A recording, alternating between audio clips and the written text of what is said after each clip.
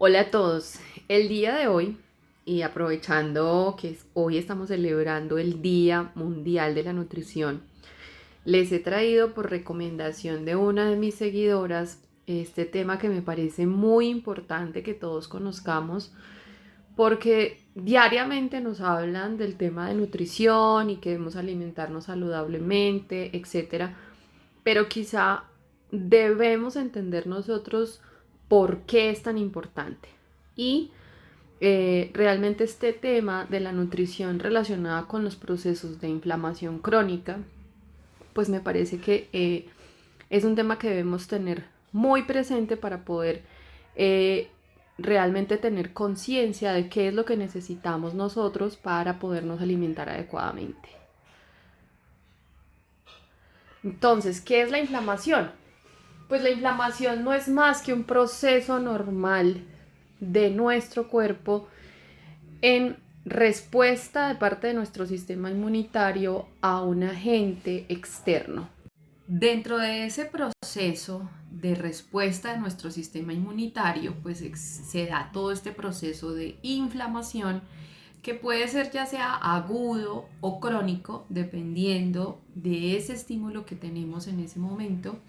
Y que ese proceso de inflamación se da, obviamente hay un proceso de activación y ese proceso de activación conlleva a una generación de mecanismos y a la producción de unas sustancias que lo que hacen es que van a atacar, a combatir y a tratar de eliminar ese agente externo, ese agente infeccioso, esa digamos, sí, eso que está lesionando a nivel celular nuestro cuerpo y que por ende nuestro sistema inmune reconoce como algo dañino y que por eso, pues digamos, se activan todos estos mecanismos para poder atacar.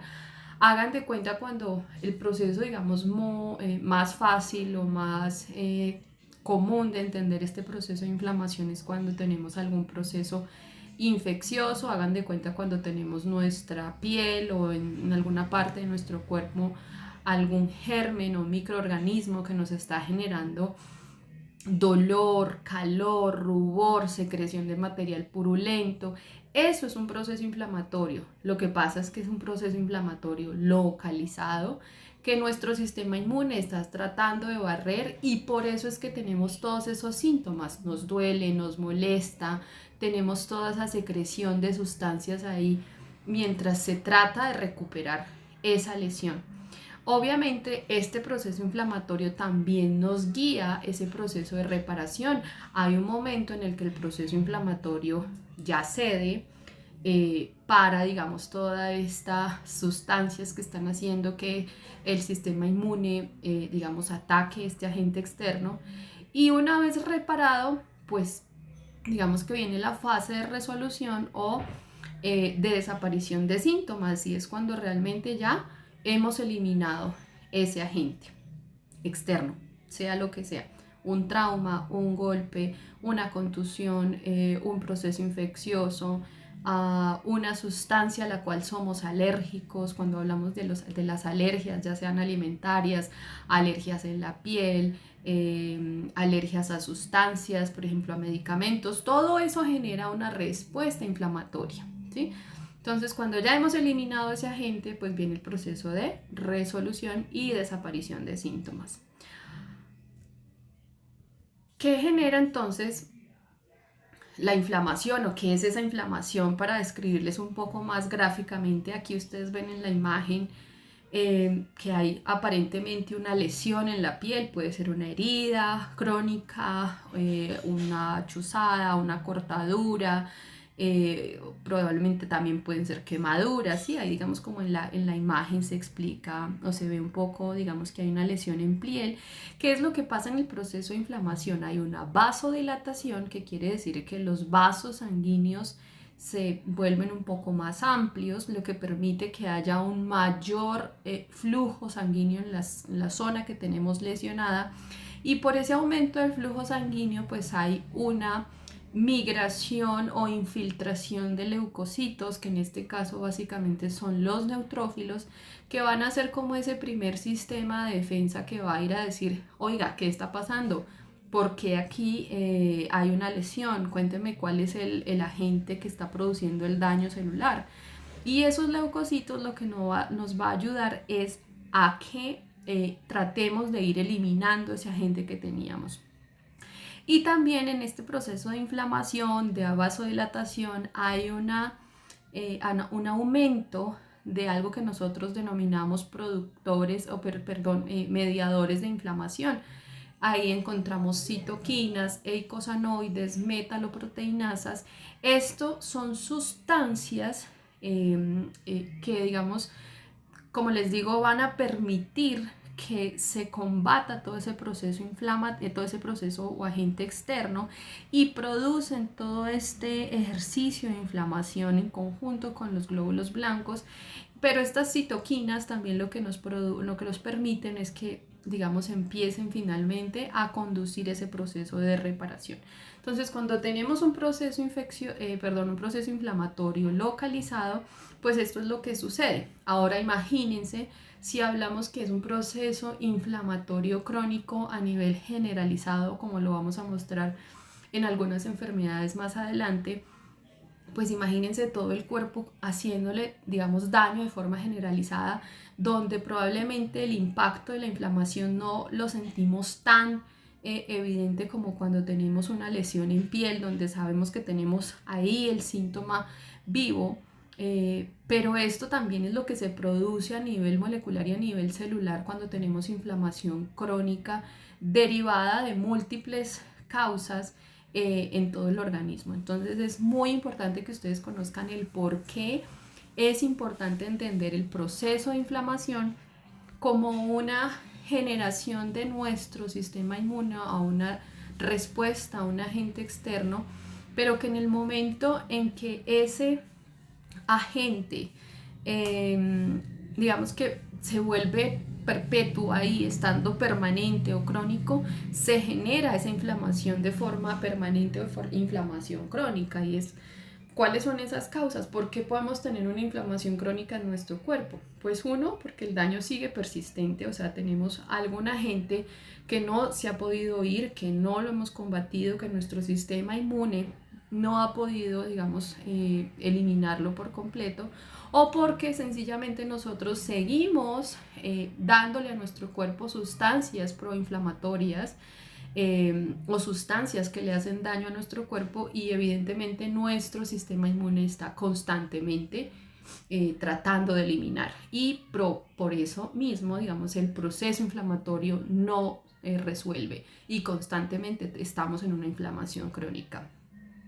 También porque hay una ruptura de la contención del antígeno a nivel local, es decir, si tenemos una infección en piel, por ejemplo, donde tenemos material purulento, nos duele, pero por alguna razón se sale de control ese proceso infeccioso, se extiende a una parte digamos, superior del miembro o de otra parte de nuestro cuerpo, o inclusive puede pasar al torrente sanguíneo. Ahí es donde hablamos de sepsis o de septicemia.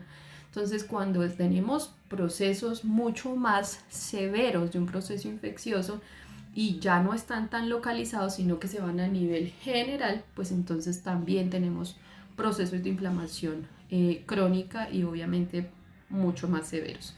Porque también tenemos a veces sobreexpresión de señales locales de inflamación, y esto hace referencia también a las personas sí, digamos, condiciones como las enfermedades autoinmunes, donde tenemos una superactivación, por llamarlo de alguna manera, de nuestro sistema de defensa, donde cualquier agente que nosotros queremos atacar de alguna manera, digamos, para poder eliminarlo, nuestro sistema inmune reacciona de manera exagerada y hacemos una sobreexpresión y llamamos mediadores inflamatorios mucho más de lo que necesitamos para poder combatir ese agente externo. También hay, digamos, condiciones en las que la fagocitosis está alterada. ¿Qué significa la fagocitosis? Es ese proceso en el cual los macrófagos, que son parte de las células del sistema inmunológico, que hacen, digamos, el ejercicio de ir eliminando, como ir atrapando esas sustancias y también, digamos, atrapando a los neutrófilos para que bajemos un poco esa carga inflamatoria, pues esos macrófagos también, digamos, se ven en algunos casos o condiciones alterados y no ejercen su función de forma adecuada. Y finalmente porque también, digamos, por parte de nuestro cuerpo, a veces en algunos escenarios hay daño del feedback negativo, es decir, recuerden que yo les mencionaba que el proceso de inflamación tiene un momento en el que ya para y empieza el proceso de reparación.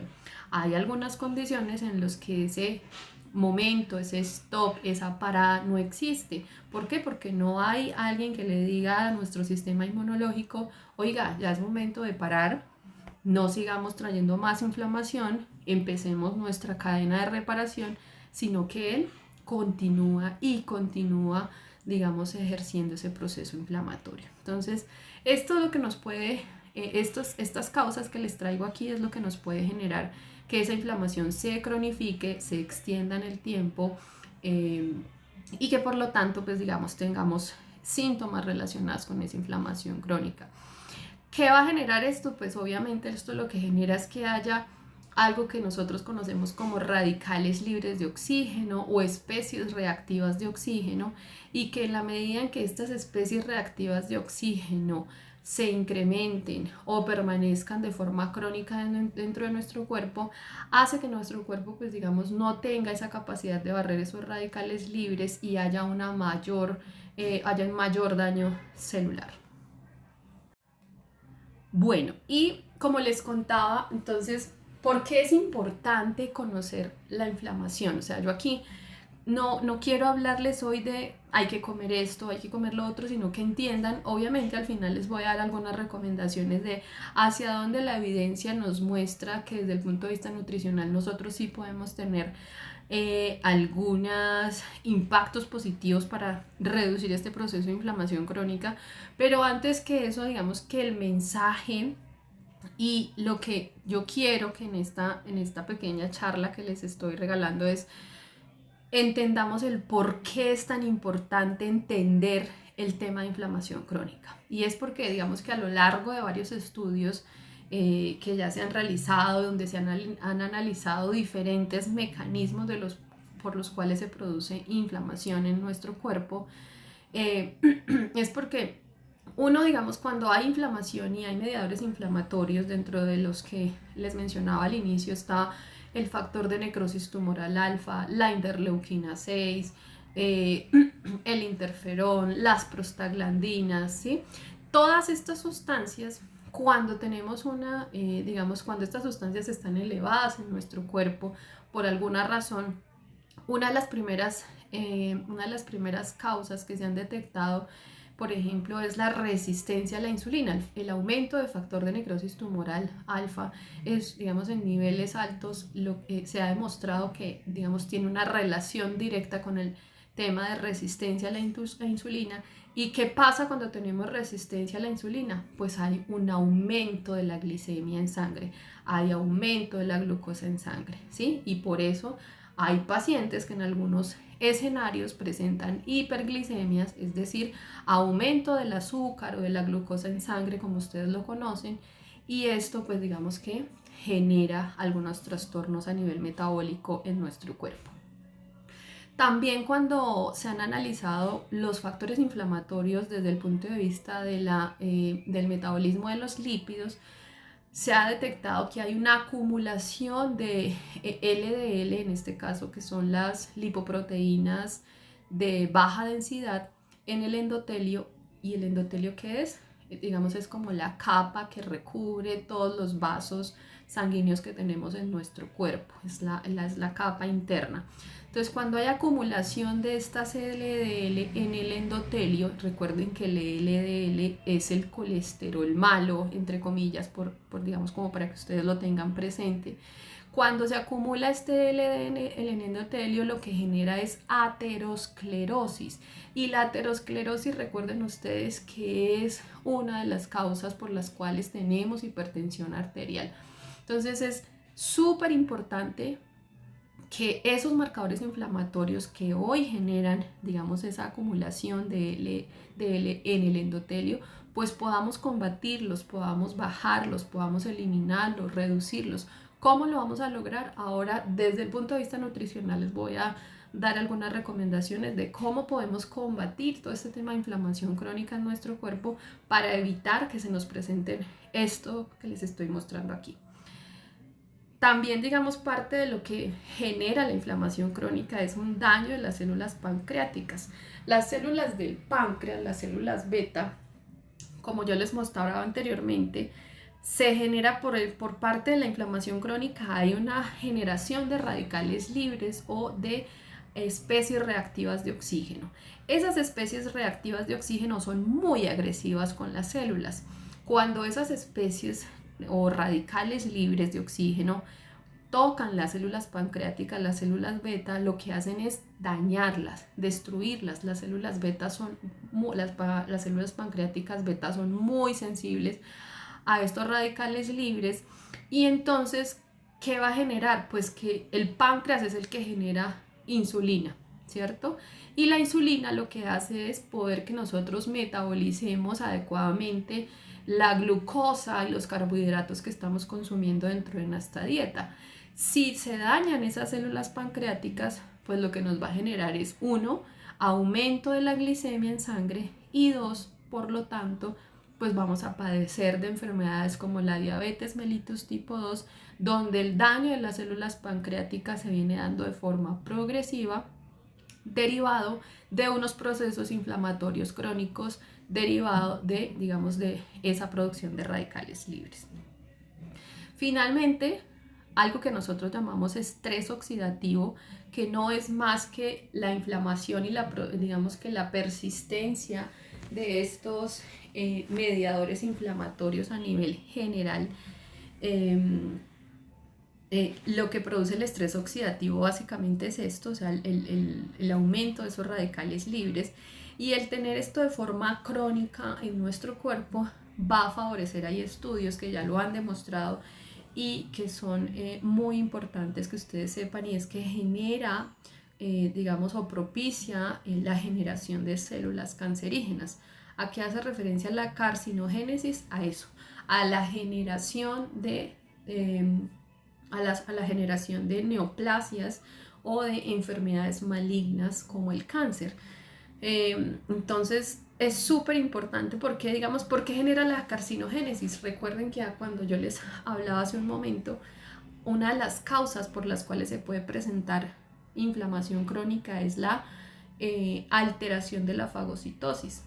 En la carcinogénesis hay una alteración de la proliferación celular, y normalmente las células que están alteradas, pues digamos que son fagocitadas y eliminadas.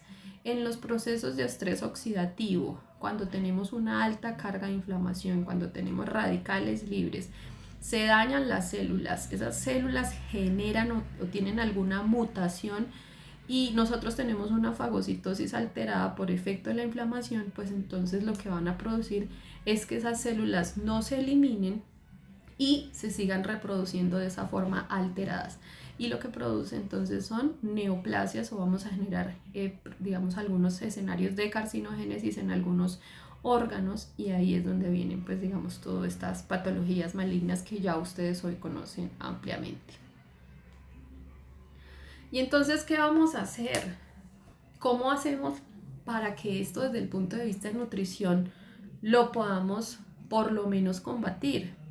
¿Cómo generamos realmente una dieta, una alimentación antiinflamatoria, que al contrario, que nos ayude a reducir toda esta carga de mediadores inflamatorios que probablemente hacen que tengamos tantas condiciones patológicas, y que en algunos casos ni siquiera sabemos cuál es la razón, pero que muy en el fondo sabemos que pueden ser temas relacionados con nuestra nutrición y cómo nos estamos alimentando hoy?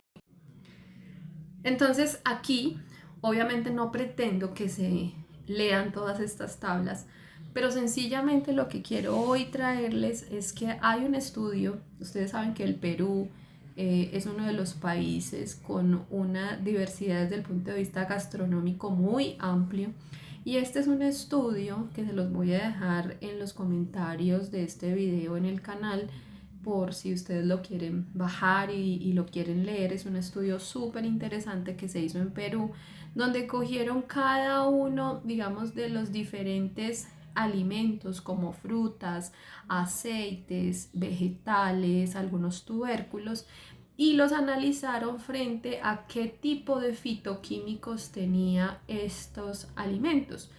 Cuando revisar qué son los fitoquímicos, son como esas sustancias que tienen los diferentes alimentos y que de alguna u otra forma, con algunos mecanismos, producen unos beneficios en nuestro cuerpo. Entonces, si ustedes se dan cuenta, allí en las tablas hay algunas frutas como la uva, como la guayaba, como la piña, la naranja, las nueces, el aceite de oliva, el noni, los brócolis, las papas, la maca, bueno, etc. Analizaron cada uno de esos alimentos y se dieron cuenta cuáles son los beneficios que obtenemos a partir del consumo de este tipo de alimentos dentro de nuestra dieta.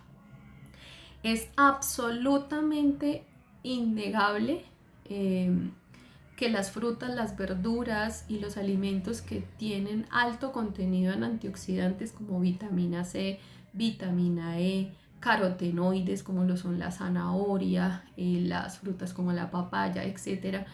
Todo esto nos va a ayudar a que reduzcamos esos niveles de mediadores inflamatorios. Si ustedes ven allí, miren, uno de los mecanismos, por ejemplo, de la piña es que suprime la señalización y la inflamación de algunas sustancias que mencionan allí, reduce la ciclooxigenasa 2 y el factor de necrosis tumoral alfa, que son dos mediadores inflamatorios absolutamente importantes y que si logramos reducir y controlar esos niveles, pues créanme que los resultados van a ser diferentes. Entonces, simplemente estas tablas se las traje porque definitivamente en Colombia nosotros hoy tenemos también una diversidad muy interesante y muy importante desde el punto de vista nutricional.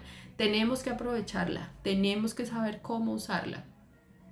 Entonces, ¿qué dicen hoy por hoy? Pues claro, hay que alimentarnos saludablemente. Pero ¿qué es eso? Ya les expliqué por qué hay que alimentarnos saludablemente. Todo esto que les voy a mencionar aquí es porque con esto logramos reducir los mediadores inflamatorios. Y en la medida que logremos reducir los mediadores inflamatorios, vamos a reducir la posibilidad de hiperglicemias, diabetes, cáncer, hipertensión arterial, colon irritable, bueno, tantos temas que podemos tener como patologías que tienen procesos inflamatorios asociados. Y entonces aquí tenemos pues como las principales pautas para que ustedes a partir de hoy puedan empezar a incluir, si es que no lo han incluido, dentro de su dieta y dentro de su mercado, cuáles son los alimentos que realmente nos van a ayudar a que bajemos ese nivel de inflamación. Entonces, uno, reducir la cantidad de alimentos procesados. Aquí estamos hablando de los enlatados, los embutidos como lo son jamones, salchichas, bueno. Reducir el consumo de grasas saturadas. Aquí estamos hablando de todo lo que son las mantequillas, margarinas, aceites obviamente que no sean de oliva y que tengan un contenido alto de grasas saturadas o grasas trans. Hay que reducir ese consumo de forma importante porque esto es lo que nos ha demostrado es que en la medida en que cambiemos los aceites por los cuales usamos, donde preferimos mejor el aceite de oliva o por ejemplo el aceite de soya, pues probablemente vamos a tener una menor carga inflamatoria a nivel general. Una ingesta calórica adecuada. ¿Qué es eso? Ingesta calórica adecuada no es que yo voy a coger una receta y le voy a decir usted no puede consumir más de 1000 calorías al día o más de 1200 o más de 2000. No, eso va acorde a la actividad física que cada uno tenga. Si es un deportista de alto rendimiento, si es una persona que se mantiene activa, si es una persona que hace ejercicio todos los días, pues yo no le voy a poder restringir sus calorías tanto como lo puedo hacer con otra persona que probablemente es un poco más sedentaria, que probablemente tiene problemas de sobrepeso, donde yo sí voy a tener que hacer una restricción digamos, una restricción calórica con base al tema nutricional. Entonces es muy importante individualizar esa ingesta calórica y que sea adecuada para los requerimientos que nosotros tenemos de acuerdo a nuestra actividad normal diaria. Los estudios han demostrado que tener una ingesta calórica muy alta, es decir, consumir todo el día grasas, consumir todo el día carbohidratos en grandes cantidades y que yo me sobrepase de 3.000, 4.000 o 5.000 calorías al día, ¿cierto? O que tenga una dieta muy restrictiva, es decir, que yo me vaya al otro extremo y restrinja absolutamente todo y que solamente en el día tome agua y me coma unas cuantas lechugas y de pronto me coma, yo qué sé, unas cuantas nueces y estoy restringiendo mis calorías al mínimo, 500, 600 calorías al día. Esos extremos también son perjudiciales. Hay que tener un muy adecuado balance entre lo que yo necesito, lo que estoy ingiriendo y obviamente cuál es mi actividad física. Entonces es súper importante que lo tengan presente. No se trata de ser restrictivos, tampoco se trata de ser muy generosos en la ingesta calórica, sino lo que necesitamos. Preferir siempre el pescado a las carnes. En el estudio que les mostré previamente, digamos, una de las explicaciones muy claras y es que el pescado pues tiene, digamos, mayor contenido de ácidos grasos poliinsaturados como el omega 3, preferiblemente DH y, DHA y EPA, que son, digamos, los ácidos grasos omega 3 que son, digamos, relacionados mucho más con temas antiinflamatorios, más que los omega 6 y los omega 9, que al contrario pueden producir procesos proinflamatorios. Entonces siempre prefiramos el pescado a las carnes rojas en lo posible mientras lo podamos. Si estamos buscando una fuente de proteínas dentro de nuestro mercado o nuestra canasta no podemos incluir pescados por el costo o por alguna razón, recuerden que las leguminosas como lo son los frijoles, lentejas, arvejas, todos los granos y que tenemos disponibles para poder acceder a ellos probablemente no sean tan costosos como la proteína animal del pescado. También son una fuente de proteína que nos puede ayudar mucho y que digamos el proceso inflamatorio no está ligado al consumo de estas leguminosas. Bueno, también como ya les había comentado antes, siempre incluyan frutas y verduras porque son una alta fuente de antioxidantes. Acuérdense que parte de lo que genera finalmente la inflamación crónica son especies reactivas de oxígeno, radicales libres, y esos radicales libres son absolutamente dañinos en cualquier parte de nuestro cuerpo. Entonces, en la medida en que podamos incluir frutas y verduras con un alto contenido de antioxidantes, vitamina C, vitamina E, carotenoides, entonces ahí estamos hablando de la piña, la manzana, las papaya, la zanahoria, brócoli, lechuga.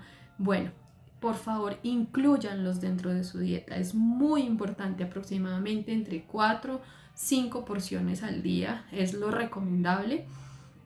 Y finalmente, ácidos grasos poliinsaturados, ya veíamos el aceite de oliva es uno de ellos, pero también hay otros alimentos como el aguacate que traen, digamos, un alto contenido de ácidos grasos poliinsaturados y que nos pueden ayudar a que estos niveles de mediadores inflamatorios pues realmente se controlen o se mantengan abajo. Bueno, espero que les haya servido muchísimo esta información. Espero que lo puedan poner en práctica. Muchísimas gracias por su tiempo. Si les gustó, por favor, compártanselo a los demás. Un abrazo.